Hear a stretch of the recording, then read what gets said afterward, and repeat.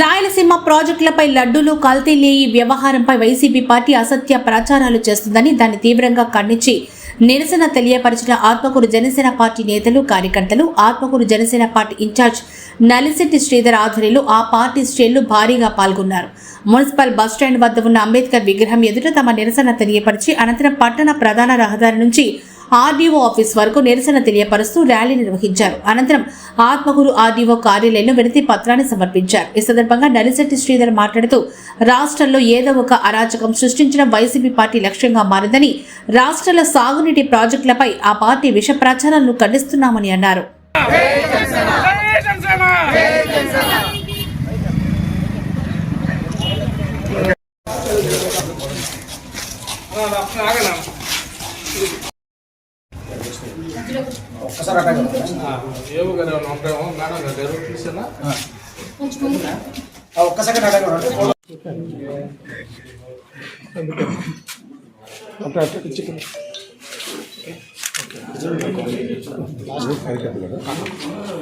అందరికీ నమస్కారం.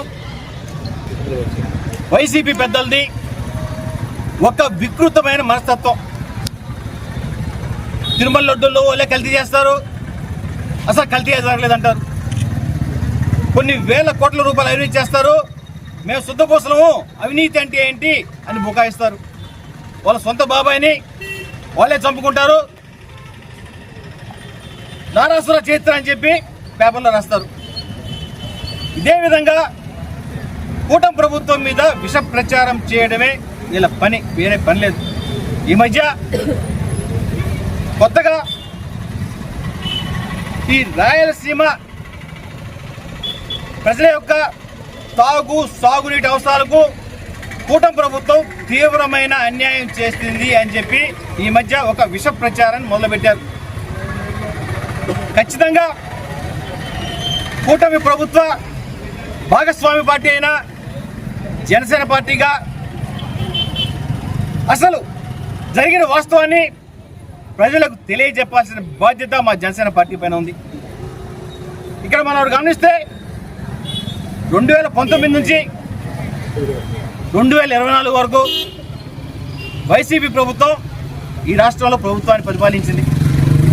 ఆ ప్రభుత్వ కాలంలో పులిచింతల గేట్లు కొట్టుకోపోయాయి, పించే డ్యాం గేట్లు కొట్టుకోపోయాయి, అన్నమయ్య ప్రాజెక్టు కొట్టుకోపోయింది, ఈ సోమశిల ఆఫ్లాన్ పూర్తిగా దెబ్బతింది. ఇవన్నీ జరిగి 2020-21 సంవత్సరం జరిగింది. ఆ తర్వాత వీటిని బాగు చేసేదానికి, వీటిని చక్కబెట్టేదానికి వైసీపీ ప్రభుత్వానికి 3 ఏళ్ళ వ్యవధి ఉంది, అయినా పట్టించుకోవాలా. సాగునీరన్నా దైవంతో సమానం. అదేవిధంగా సాగునీటి ప్రాజెక్టులు అంటే ఆధునిక దేవాలయాలుగా భావిస్తారు. అటువంటి ప్రాజెక్టుని లక్షలు ఖర్చు పెడితే వాటి మనుగడ ఉండేది. ఏ విధంగా ఎందుకు చెప్తున్నా అంటే, ప్రతి ప్రాజెక్టుకి ఎక్సెస్ వాటర్ వచ్చినప్పుడు ఫ్లడ్ వాటర్ బయటికి పోయేదానికి గేట్లు ఉంటాయి. ఆ గేట్లు పైకి కిందకి ఆపరేట్ చేసేదానికి రోప్స్ ఉంటాయి, ఐరన్ రోప్స్. వాటికి గ్రీజు పెడితే ప్రాపర్గా అయ్యాయి. వాటికి గ్రీజు పెట్టిన కారణంగా పులిచింత గేట్లు కొట్టుకోపోయాయి, పించా డ్యాం గేట్లు కొట్టుకోపోయాయి. సకాలంలో అన్నమయ్య డ్యాం గేట్లు పైకి తెచ్చుకోని కారణంగా డ్యాం కొట్టుకుపోయింది. దాదాపు 7-8 లక్షల క్యూసెక్కుల వరద ఒక్కసారిగా విత్డ్రా చేయాల్సిన పరిస్థితి ఏర్పడింది. దాంతో సోమశిల డ్యాం ముందున్న ఆఫ్రాన్ పూర్తిగా కొట్టుకుపోయింది. ఆఫ్రాన్ అంటే డ్యాం పటిష్టానికి మూలం. అది జరిగింది ఎప్పుడు 2021. వెంటనే డ్యామ్ సేఫ్టీ రివ్యూ కమిటీ అని సెంట్రల్ గవర్నమెంట్ నుంచి ఒక కమిటీ వచ్చి ఈ ఆఫ్రాన్ దెబ్బతిరిపోయింది, వెంటనే దీన్ని మరమ్మతులు చేయకపోతే సోమశిల డ్యామ్కే పెను ప్రమాదం ఉందని చెప్పి నివేదిక ఇచ్చింది. ఒక 100 కోట్ల రూపాయలు ఖర్చు పెట్టుంటే ఆఫ్రాన్ పూర్తి అయ్యి ఉండేది. వాళ్ళ ఆ 3 ఏళ్ల పరిధిలో వాళ్ళ ప్రభుత్వ పాలనలో ₹1 కూడా ఖర్చు పెట్టి కాపాడు. ఆ తర్వాత వచ్చిన ప్రతి సంవత్సరం వరదలకి నెల్లూరు జిల్లా ప్రాంతవాసులు, పెన్నా నది పరివాహక ప్రాంతవాసులు పూర్తిగా తన ప్రాణాలను అరిచేతిలో పెట్టుకుని బతికారు. 2020లో మొదలుపెట్టాం, 2021లో ఆగిపోయింది. ఎందుకు ఆగిపోయింది? కృష్ణా వాటర్ బోర్డు అనుమతి తీసుకున్న కారణంగా తెలంగాణ ప్రభుత్వం వేరే వాళ్ళ చేత, అంటే ఈయనకి ఆప్తుడైన కేసీఆర్ వేరే వాళ్ళ చేత కృష్ణా నేషనల్ గ్రీన్ ట్రిబ్యునల్లో ఒక కేసు వేశాడు. అయ్యా, ఈ విధంగా ఆంధ్రప్రదేశ్ రాష్ట్ర ప్రభుత్వం కృష్ణా జలాన్ని అక్రమంగా తరలించుకోపోయేదని ఇంకో కొత్త బయటను తయారు చేస్తుంది. ఇది ఉమ్మడి ఈ విభజన చట్టానికి విరుద్ధంగా చేస్తా ఉంది కాబట్టి దాన్ని ఆపని చెప్పి నేషనల్ గ్రీన్ ట్రిబ్యునల్లో వేశారు. వెంటనే వాళ్ళు స్టే ఇచ్చారు. అనుమతులు లేకుండా మీరు ఈ ప్రాజెక్టులో ముందుకు వెళ్ళనాటికి లేదని చెప్పి కరాఖండిగా చెప్పడం జరిగింది. ఇది జరిగింది ఎప్పుడు 2021లో. ఆ తర్వాత ఇక్కడ ఎవరున్నారు? జగన్మోహన్ రెడ్డి. అక్కడ ఎవరున్నారు? కేసీఆర్. వీళ్ళిద్దరు దోస్తులు, జిగిరి దోస్తులు. నిజంగా నీకు రాయలసీమ ప్రజల పట్ల, రాయలసీమ రైతాంగం పట్ల చిత్తశుద్ధి ఉండుంటే మీ దోస్తుతో మాట్లాడి, అయ్యా ఈ సంగమేశ్వరం, రాయలసీమ సంగమేశ్వరం ప్రాజెక్టుకి ఇది కట్టుకున్న వల్ల మా తెలంగాణ ప్రాంతానికి ఎటువంటి నష్టం లేదని చెప్పి ఆ రోజు కేసీఆర్ చేత ఒక మాటగా చెప్పించుంటే అప్పుడే స్టే వచ్చిండేది. ఆ ప్రాజెక్ట్ అప్పుడే కంటిన్యూ అయ్యి ఉండేది. ఇప్పుడు ఏం చేస్తున్నావు? 2021లో నీ కారణంగా, నీ చేతకాంత కారణంగా ఎటువంటి డిపిఆర్లు, కృష్ణా బోర్డు అనుమతులు లేకుండా నువ్వు చేసిన ఈ నిర్వాహానికి ఈరోజు కూటమి ప్రభుత్వమే నిందేయడం ఎంతవరకు కరెక్టు? తర్వాత దాంట్లో నువ్వు 1,000 కోట్ల రూపాయలు స్కామ్ చేసావు అంటున్నా. ఎందుకంటే ఒక జియో ఇచ్చేసావు, అసెంబ్లీలో ఒక జియో పాస్ చేసి దానికి 6,000 కోట్ల రూపాయలు ఖర్చు అవుతుందని చెప్పి 3,000 కోట్ల రూపాయలు రిలీజ్ చేసావు. ఆ రిలీజ్ చేసి ఆ కాంట్రాక్ట్ వర్క్ ఎవరికి ఇచ్చావా?